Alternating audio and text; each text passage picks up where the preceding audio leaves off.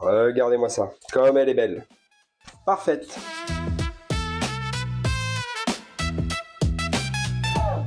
Bienvenue sur Milk Kitchen. Aujourd'hui, on va se réaliser une génoise maison comme ceci. Un incontournable des desserts. Important à maîtriser. Tu vas voir, c'est hyper simple.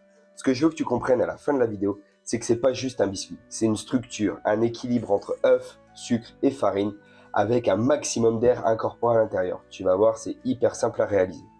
Si tu veux en apprendre encore plus sur la pâtisserie, abonne-toi. Allez, on passe en cuisine. Allez, pour réaliser la génoise, on a besoin de sucre, de farine et d'œufs.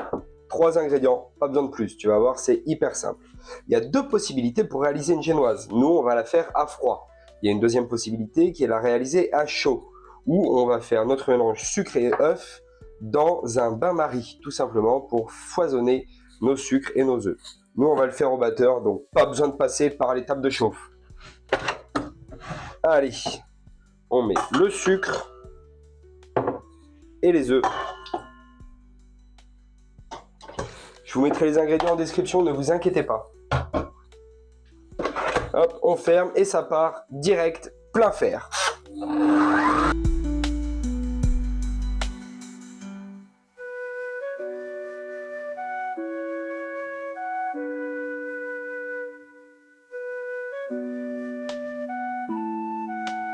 On va regarder ce que ça donne déjà. Hop, alors voyons voir. Le but du jeu, c'est de réussir à avoir quelque chose qui fait un beau ruban, un peu comme ça. Un petit peu plus long et un petit peu plus épais. Il va falloir continuer à monter notre appareil encore un petit peu. On est quasiment prêt. Ok ?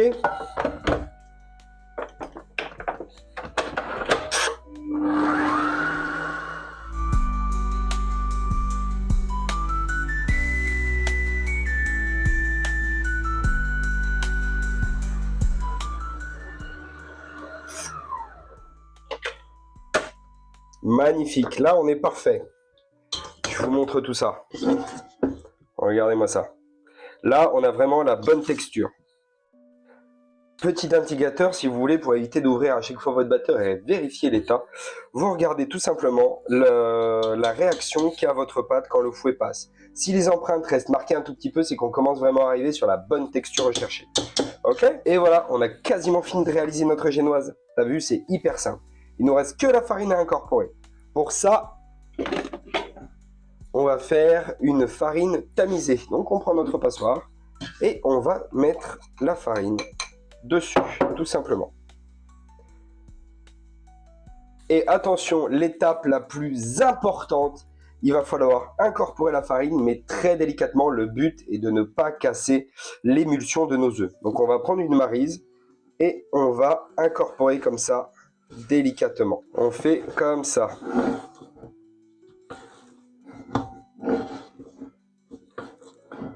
Hop.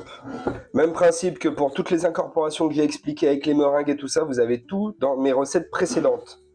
Sur la mousse au chocolat, la mousse fruits rouges, tout est expliqué.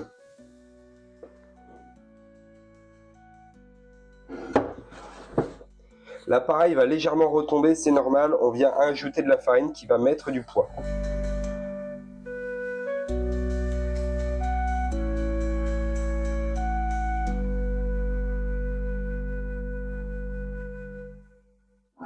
Et voilà, vous voyez, on a une texture qui apparaît assez épaisse.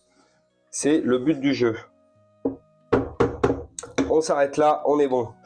Et voilà, on n'a plus qu'à préparer notre moule. Hop, on prend un moule. Papier sulfurisé. Ça va vous faciliter la vie. Le papier sulfurisé va vous faciliter la vie, je vais vous expliquer pourquoi. Tout simplement, vous allez bien pouvoir le disposer dans le fond de votre moule et vous allez faire en sorte que les bords soient protégés aussi. Comme ça, pour démouler votre génoise une fois cuite, vous n'aurez aucun souci, elle n'accrochera pas. Allez, petite technique que je vous montre pour le papier, pour le découper à la bonne forme. Hop, on va le plier en deux dans un sens. Ensuite, on rabat. Hop, le côté du pli ouvert, on vient le rabattre. Encore comme ceci. Et on continue. Là, on met notre moule à l'envers. Et tout simplement, on va venir mettre la pointe à peu près au centre. Hop. Je vais compter un peu plus large pour avoir la bordure. On prend un repère et avec notre ciseau, on va venir tailler. Voilà, tout simplement. On vérifie la taille. Et voilà. Magnifique. On est bon. Et maintenant, on va juste se faire. Hop.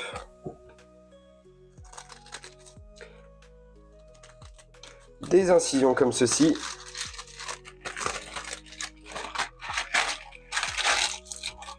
Tout simplement pour que ça se mette bien sur les bords et qu'on n'ait pas de plis. Regardez-moi ça.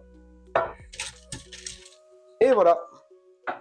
Maintenant que vous avez vu ça, vous savez découper un papier sulfurisé pour que ça rentre parfaitement dans vos moules. Retenez bien cette technique, elle va être très très utile. Et voilà, plus qu'à incorporer notre génoise.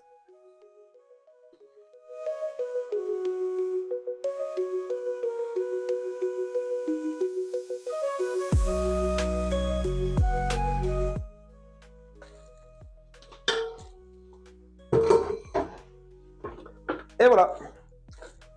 Plus qu'à la mettre en cuisson. Pour la cuisson, on fait préchauffer son four à 180 degrés avant de l'enfourner. Et voilà, notre ganache est cuite, plus qu'à la sortir du four, je vous montre tout ça. Regardez-moi ça, elle est pas belle notre génoise?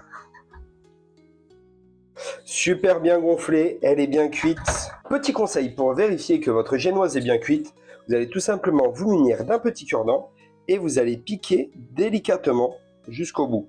Si rien ne colle sur le petit cure-dent, c'est que votre génoise est cuite. Voilà, tout simplement. Évitez de trop la cuire, ça va éviter qu'elle soit trop sèche après, tout simplement. D'accord? Hop, et on va pouvoir la démouler. Pourquoi la démouler rapidement? Tout simplement pour éviter que l'humidité ne condense à l'intérieur et qu'elle prenne trop d'humidité tout simplement. Et voilà, et là on n'a plus qu'à enlever notre petit papier sulfurisé, regardez-moi ça. Si c'est pas magique ça.